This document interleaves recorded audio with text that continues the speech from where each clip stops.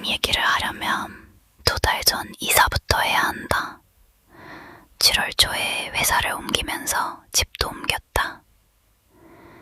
예산이 빠듯해서 조건을 하나씩 버리다 보니 남은 게 그 집이었다.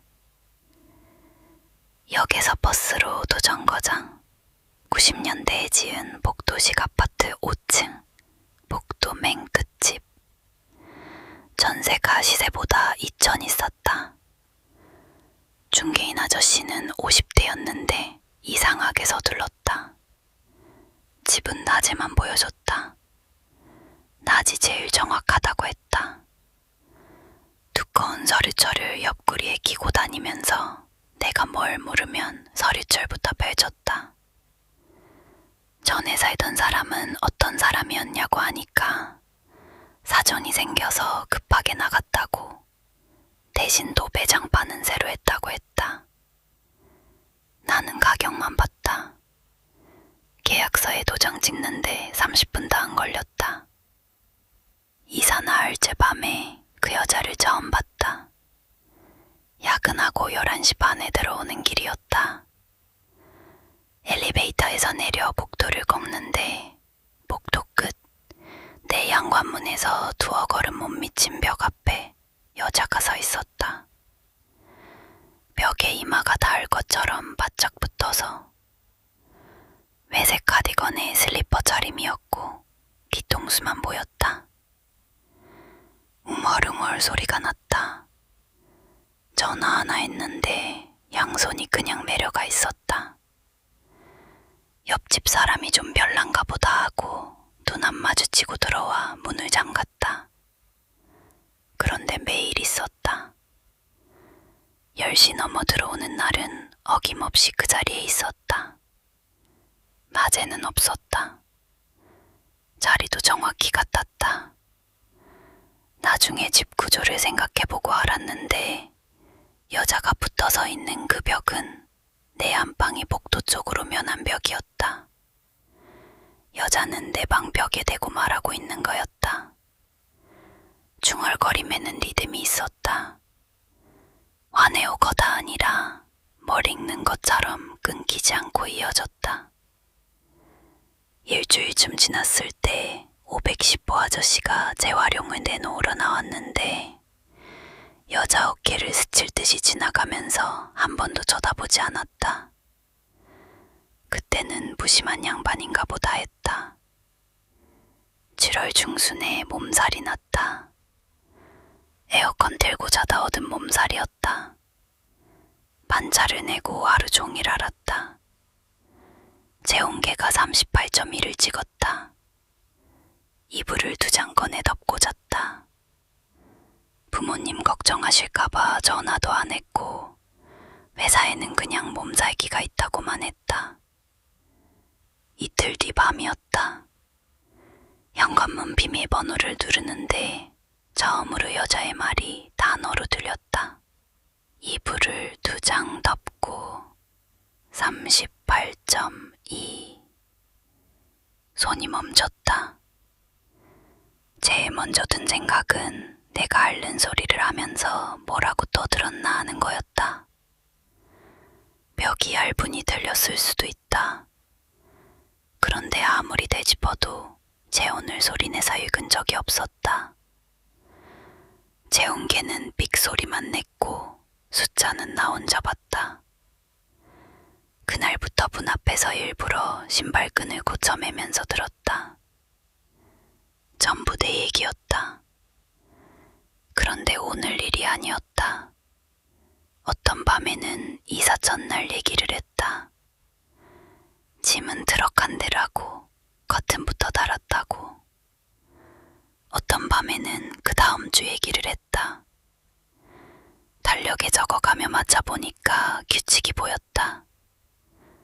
여자가 말하는 날짜가 실제 날짜를 따라오고 있었다. 처음 확인했을 때는 열흘 차이였다.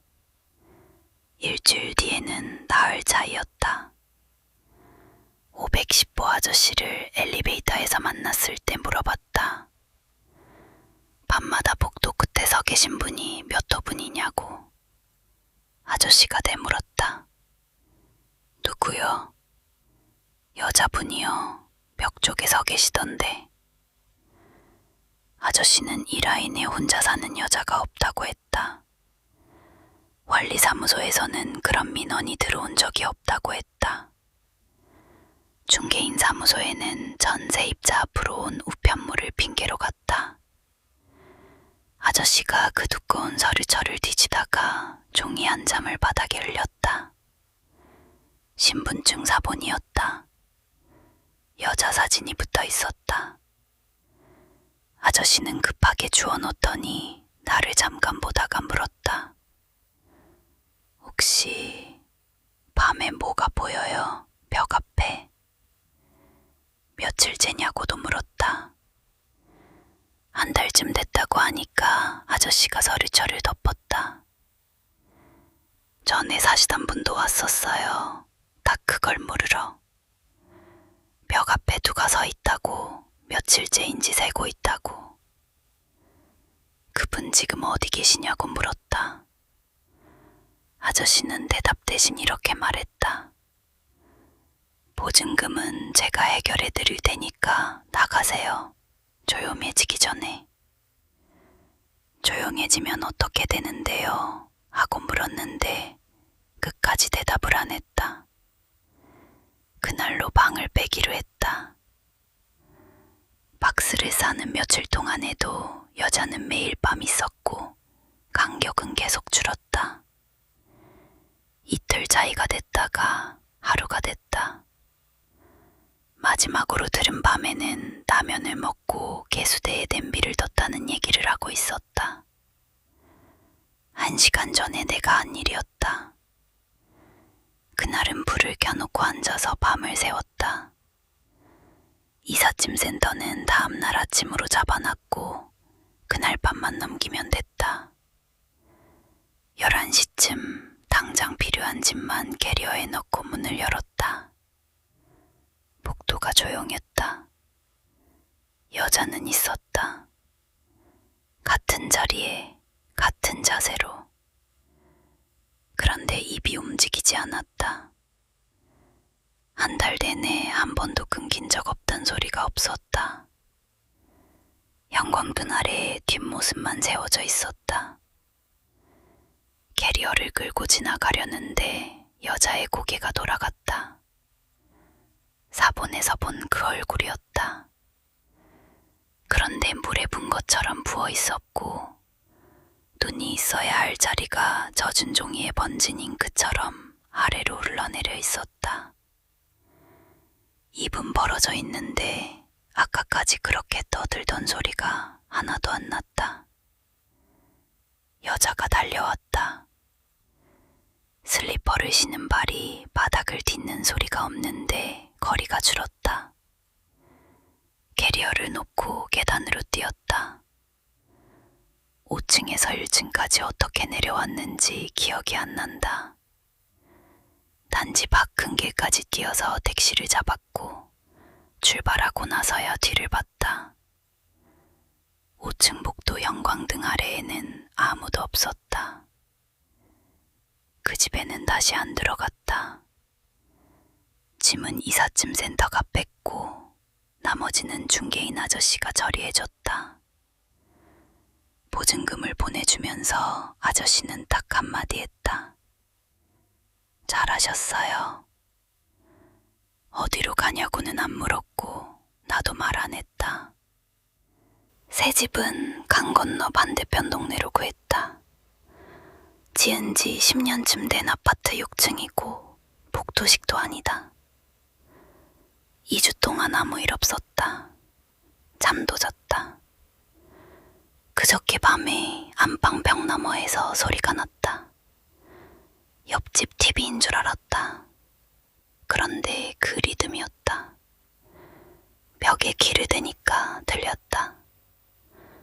짐은 캐리어도 없이 못 많았다고, 전날은 바닥에서 샀다고. 이 집에 온 전날 얘기였다. 어젯밤에는 지난주 얘기를 했다. 커튼을 단 날이었다. 이 집에서는 여자가 안 보인다. 복도에도 계단에도 없다. 소리만 벽 안에서 난다. 오늘 밤에는 어제 일을 말하고 있다.